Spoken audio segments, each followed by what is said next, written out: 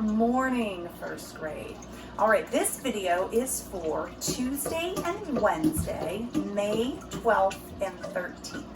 So what we are going to talk about today is time.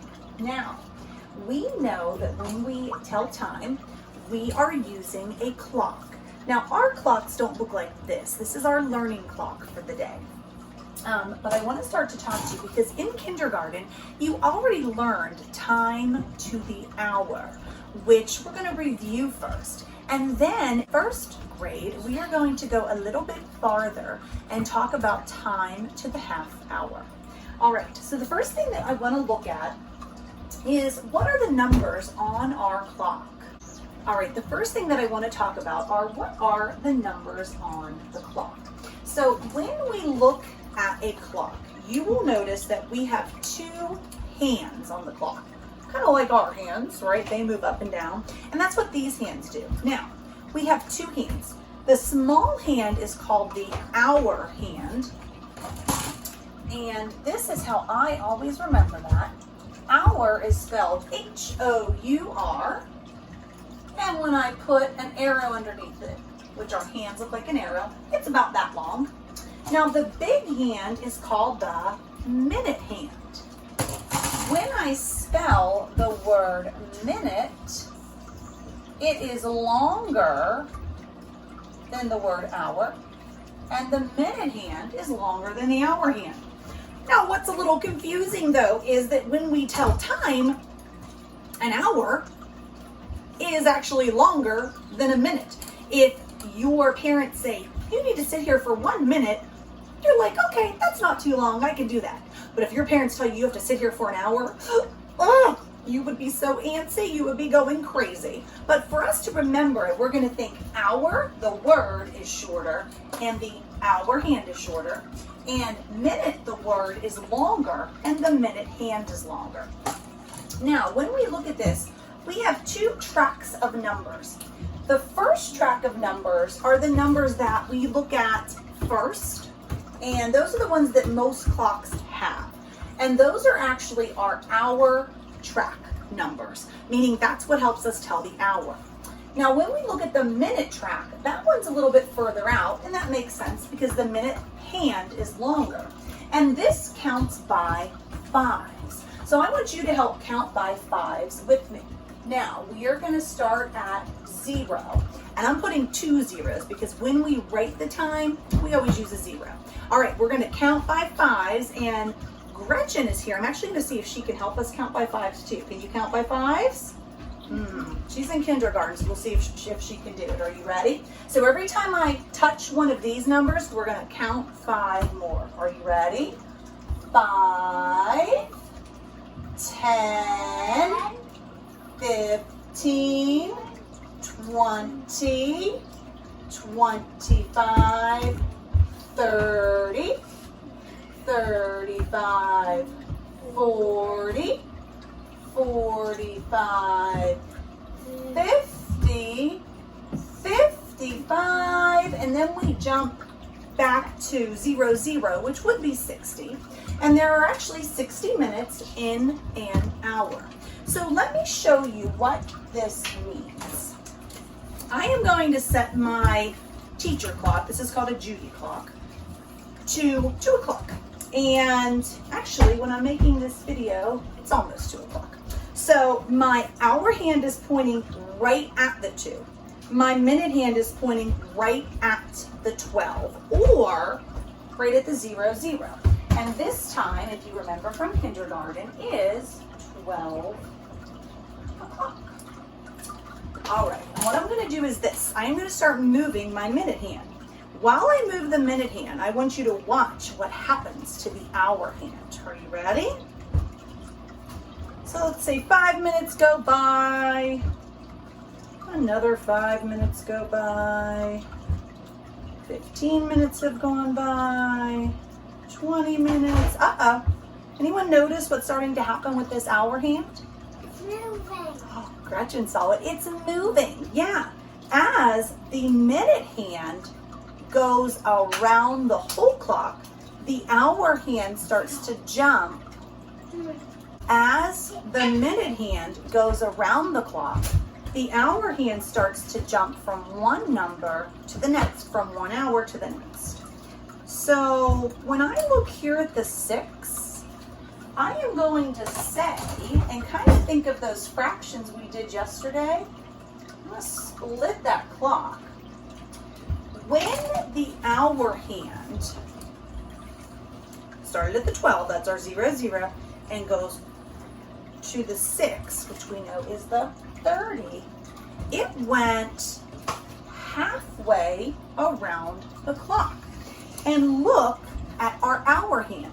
It is now halfway, which means equal distance, equal parts between the 2 and the 3.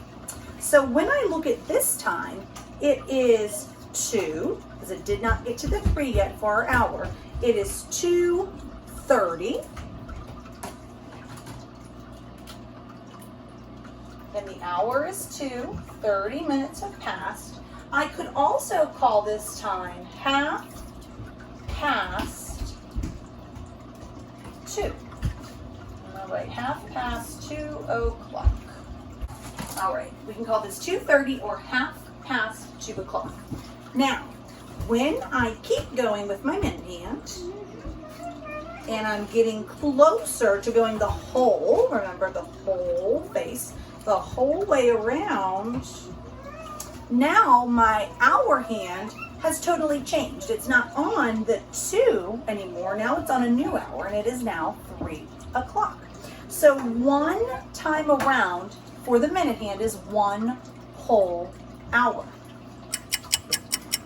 All right, let's look at some different times. So when we are telling time on an analog clock, and that's when we're using the clock face, we also need to know how to write that as a digital time, which is the way that you usually see time written. So I kind of put this little guide up here. Hour hand goes first, or hour time, and that is the shorter hand. The minute time goes next, that is the longer hand. All right, so Mrs. Little is going to put a time on her clock, and I want to see if you can tell me what time it is. Are you ready? Go. Okay, look at the hour. Is it right on the number? Yep. What hour is it? 8. And then use our outer track, 0, 0. How do I read that? 8 o'clock. Good. I'll write that down. 8 o'clock. All right, I'm going to do another one. All right, you ready? The hour hand first. Is it right on the hour? Yes. So what's the hour? 10. And the minute hand is pointing straight up. 0, 0. How do we read that? 10 o'clock. Good. All right, let's do another one. Ooh, the minute hand's in a different place. Start with the hour hand. Is the hour hand right on the 8? No. Is it right on the 9? No, it's in the middle. It's halfway through. So what time is the hour? It's still 8, but it's not exactly 8 o'clock. Now, where is the minute hand? It's pointing straight down, and if I look at my outer track, that is the 30. It is 8:30. We can also call that half past 8, half past 8 o'clock, because it's halfway to being 9 o'clock now. All right, let's try another one. I think I'm going to trick you on this one. This one always tricks kids. Mwahaha. Let's see if I can trick you. Oh, look at the hour hand first. Hour hand is the smaller hand. Yeah, it's right on the 6. Where's the minute hand?